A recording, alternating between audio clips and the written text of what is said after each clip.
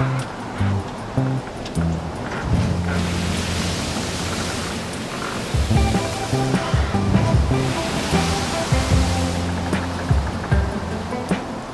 sa oled siin Soomes elanud juba üle 10 aasta ja tegeled siin klaasikunstiga. Täna oleme sinu töökojas Tamperes. Millise pilguga sa seda Eestit vaatad siit? Millise pilguga ma vaatan Eestit? No kurb on tegelikult. Ei tahaks küll nagu alustada kohe niimoodi masendunult, aga tegelikult ongi nii, et kurb ja pilk on ka kurb. Et see, mida me praegu näeme, on ju sõna otseses mõttes Eesti kui rahvusriigi lõhkumine, puruks rebimine ja see ongi kurb muidugi kõigile eestlastele. Aga eemalt vaadates tekib selline mingisugune üldine mulje ja kui ma vaatan selle mulje pealt, siis mina näen siin teatud kindlaid põhjuseid, miks see niimoodi on. Aga mis põhjused nüüd on, et ei peeta kinni mingisugusest põhiseadusest ja sa oled vist ainus üks väheseid eestlasi, kes üldse põhiseadust on otsast peale lugenud, see on isegi välja prinditud. Ja, no ma olen printinud jah selle põhiseaduse nüüd täna hommikul välja, sellepärast, et ma mõtlesin natukene enne neid asju läbi ja tegelikult olen mõelnud juba pikemat aega, et miks Eesti on nii kurvas seisus, miks inimesed on üksteise peale vihased, miks me omavahel läbi ei saa, miks me ei saa naabritega läbi, miks meil on, siin võibki jääda majanduses, kõikides asjades, koolis, lastel, igal pool on halvasti. On ju halvasti ju. Ja siis sa hakkad nagu mõtlema, et miks see niimoodi on, et miks me nagu rahvana ei ole seda vaimsust, miks meil ei ole enam elurõõmu.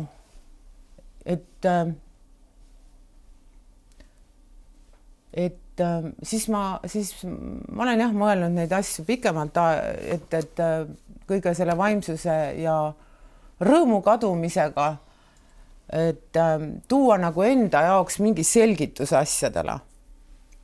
Et on ju raskemaid aegu, on kergemaid aegu, on väga häid aegu, on ilusaid aegu, aga läbi aegade peaks olema miski, mis meid rahvana seob. Ja kui me oleme nii nutikad, targad ja rahvuslikus mõttes pisikese rahvana väga potentsiaalsed inimesed tegema suuri asju, maailmas esindama, muusikas kõigeseks, spordis, kunstis me oleme väga palju teeninud kuulsusta, et rahvuslik potentsiaal on nagu tohutu, üle 900 000 ja me võime väga palju asju korda saata, on ju. Et kui nagu selle jutu nagu algusesse tagasi tulla, et olen enda jaoks mõelnud nagu välja põhjuse. Kas oli 3 põhjust? Miks? Südametunnistus, mis seal veel oli? No selleks minu arvamust mööda, et riiks siis saaks toimida, areneda ja õitseda, on vaja 3 asja. 1 on põhiseadus, mis seob inimesi. Ja põhiseadusest tuleb kinni pidada riigi kõige kõrgemal astmel, ehk siis Riigikogu valitsusel. Ja sealt tuleb nagu alustada sellest, et seal tuleb sellest kinni pidada. Ja teine, ja see peab kehtima absoluutselt nagu, et seal ei ole sellised, et võib nii ja naa mõelda ja mõtleme mingi variandi välja sinna mingi põhjenduse mingile punktile, et kuidas saab veel nagu näha neid asju, mis on põhiseaduses kirjas. Need on väga konkreetsed asjad, mis siin kirjas on. 1 on siis see põhiseadus, miks riik saaks ideaalselt toimida, sellest tuleb kinni pidada ja nii-öelda ilma igasuguste komplikatsioonideta kinni pidada. Teine oleks loodus meie ümber. Meie ilus Eestimaa loodus peab olema kaitstud. Rohepöörde eest tuleb selle ära kaitsta. Ja ja tuulikute, päikeseparkide ja ma ei tea, mille eest nad seal veel, mida nad sinna veel kõik tahavad ehitada. Et lihtne tavaline looduskaitse. Lihtne tavaline selles mõttes, et noh, inimestena me ju mõistame, et kui me läheme metsa, et siis me ei viska prügi maha või ei vii sinna autokumme põlema kuskile või noh, sellist nagu tavalist looduskaitset, mõistlikku looduskaitset, mõistlikku metsaga ümber käimist ja noh, nii nagu seda metsa tuleb teha, nii teda tuleb teha ja siis tuleb ka sinna tagasi kasvama panna, et palju seal on, 64% Eestist on, Eestimaa pinnast on vist metsaga kaetud, kas see protsent nüüd enam nii on, keegi ei tea. Aga jah, et rohepöörde eest tuleb kaitsta Eesti loodust, meie vett. No Eesti elu on tuksis, ega see paistab siia Soomesse sul ka välja, sa muidugi käid palju Eestis ka ja süda valutab, et kuidas samal ajal sa ise nagu oled öelnud, et tahad ikkagi Eestisse tagasi minna nii pea kui võimalik, et kuidas see paradoksi seletada siis? Tegelikult sind Eesti kutsub, sa on ikkagi kodumaa, sünnimaa, sa tahad sinna minna, et elu paremaks teha siis, aidata kaasa. No ma ei tea, ma vist ikka olen siis see päris eestlane, kes ei kannata pikalt olla välismaal ära, et mind ikka kutsub muidugi Eesti. Eesti on minu kodu, seal on mu täielik sünnikoht ja Eesti on minu armastus. Ja eelmise jutu lõpuks ma veel ütleks seda, et kolmas asi, mis ma tahtsin ära märkida, et inimestel peab olema südametunnistus. Südametunnistus peab olema. Ja kui sul on südametunnistus, sa oled nagu Jumala ees aus, enda ees aus, kõrgemate jõudude ees selles mõttes, et siis ongi nagu kõik hästi, et me ei näe seda enam väga palju ümberringi. Et selleks, et see riik saaks nagu paremaks, on jah tõesti vaja hoida siis need 3 asja minu arust. Põhiseaduse järgi hakata lõpuks elama, siis loodust kaitsta ja inimese südametunnistus tuleb üles leida. Siis meil lähevad paljud jamad ära. Aga tähendab jah, et ma tahaks küll minna tagasi, kui ma leian seal endale väga hea tegevuse või ma olen mõelnud õpetajaametit, siis kunstikooli õpetajaametit või ise teen väikse kunstikooli, mine sa tea. Et muidugi ma tahan tagasi, ma ei ole sealt kunagi ära tahtnudki minna, aga noh, pere nagu ütleme, olukord oli selline, et tuli lihtsalt minna, et pere kokku jääks. Mina ei tulnud Soome tööle ega siia nii-öelda raha taga ajama. Aga sina seda klaasikunsti teed ikkagi ju nüüd, sa oled seda õppinud, sa oled seda teinud, sa teed siin seda, sa teed Eestis, et ka praegugi on ju aastanäitusel üleval sinu tööd Viimsis, et võib-olla kirjeldaksid natuke oma seda loomingulist poolt ka, et millega sa siis tegeled ja mis sinu selline ampluaa on? No ma olen lõpetanud 1995. aastal klaasikunsti kateedri. Tol ajal oli Tallinna, kas ta nüüd oli ülikool või ma enam isegi ei mäleta seda täpselt nimetust. Erki oli alguses. Ühesõnaga kunstiülikooli lõpetanud ja alates sellest 1999. aastast hakkasin ma tegema Eestis oma enda isiklikku firmat ja tegin siis põhiliselt vitraaže Eestis umbes 15 aastat. Nii et klaas on mul olnud minu nagu ütleme põhitegevusala ka siin ja niimoodi tõusude mõõnadega. Nüüd ajad on väga palju muutunud, enam kunsti sellist väga ei panda sisekujundusprojektide järgi, et siis on ütleme tellimusi on jäänud vähemaks, kuna nüüd ma teen ka hoopis teist muidugi kunsti selles mõttes, aga ma teen väga palju näituseid, väikseid ja osalen nagu või siis teen oma isiku näitust. Ikka juba mitmes näitus läheb nüüd. Soomes siis ka. Ja Soomes tuleb nüüd, ütleme, täpselt 1. kuni 13. juulini on metsateemaline näitus, mis siis peaks kõnetama ja mõtlema panema just neid inimesi, kes on mures nende tuuleparkide pärast. Et jah, looduskaitse teemaline näitus.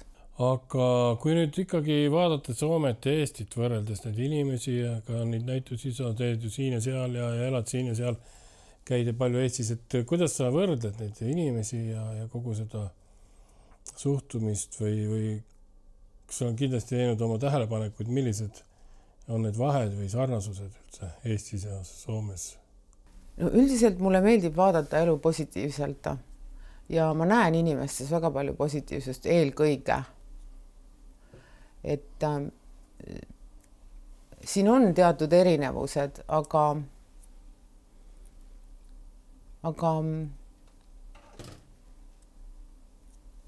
meil on nagu ka selles mõttes sarnaseid jooni, et jah, me olemegi nagu Põhjamaa inimesed ikkagi.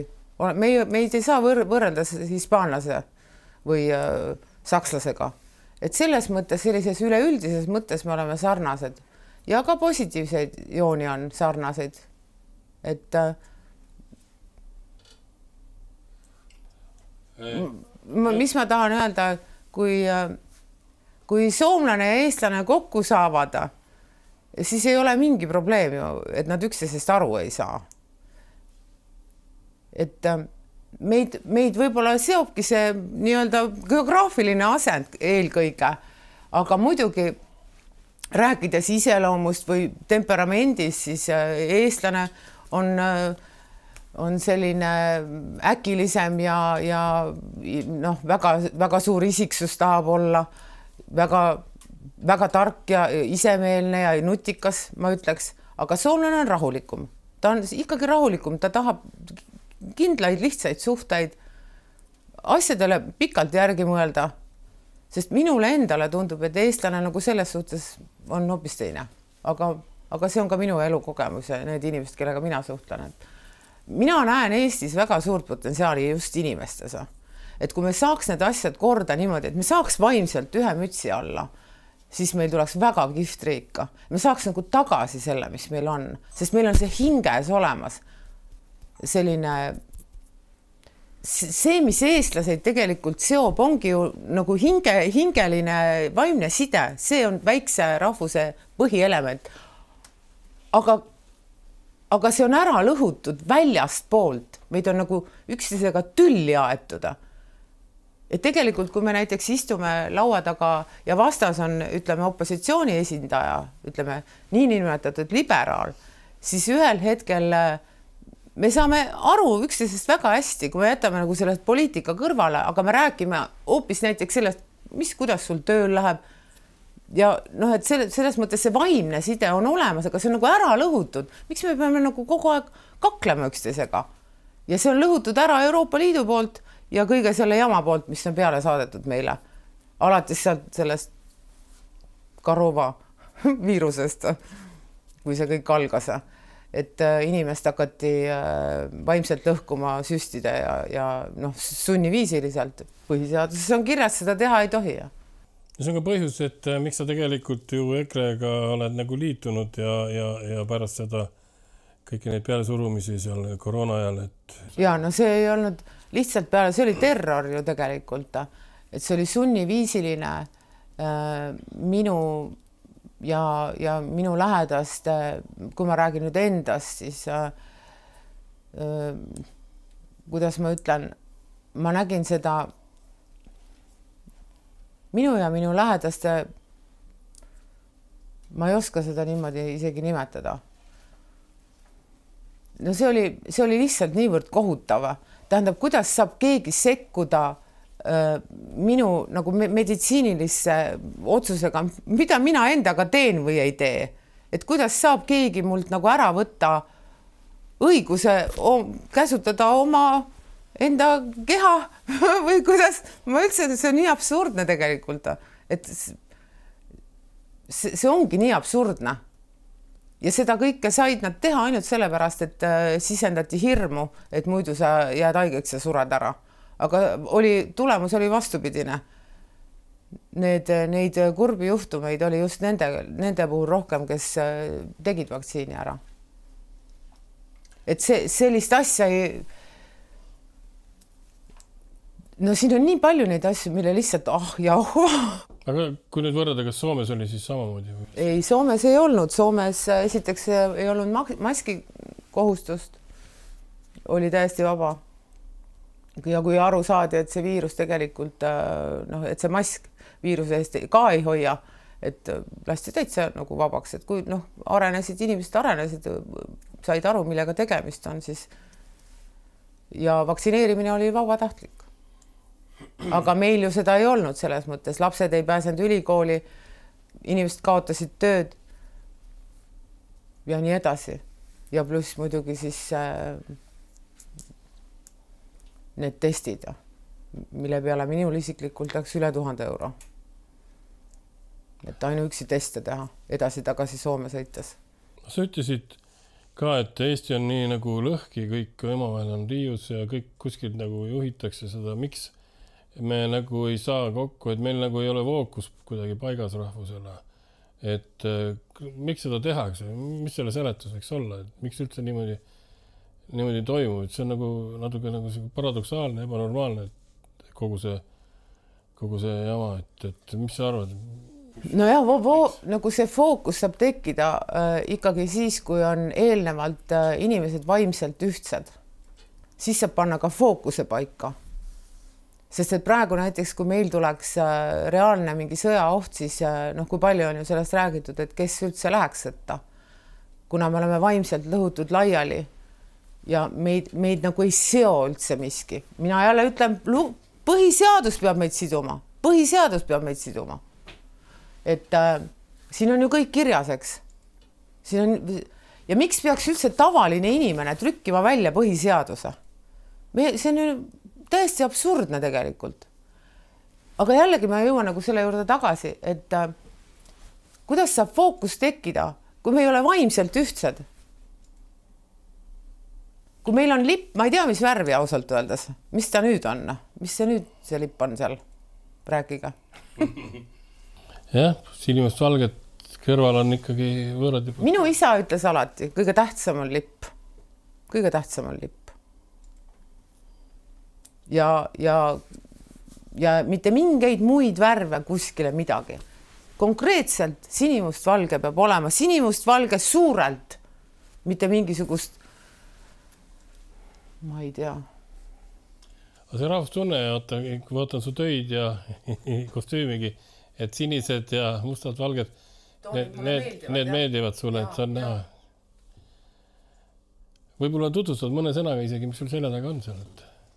No siin on praegu natukene siit ja sealt, et siin on näiteks näituselt sinimustvalge, minu kodu on sinimustvalge, on üks töö ja see on nüüd see töö siin, mis oli esitluses Tamperes Laiku keskuses paar aastat tagasi, kui ma hakkasin tundma, et sinimustvalge on kuidagi alla jah, et alla pandud.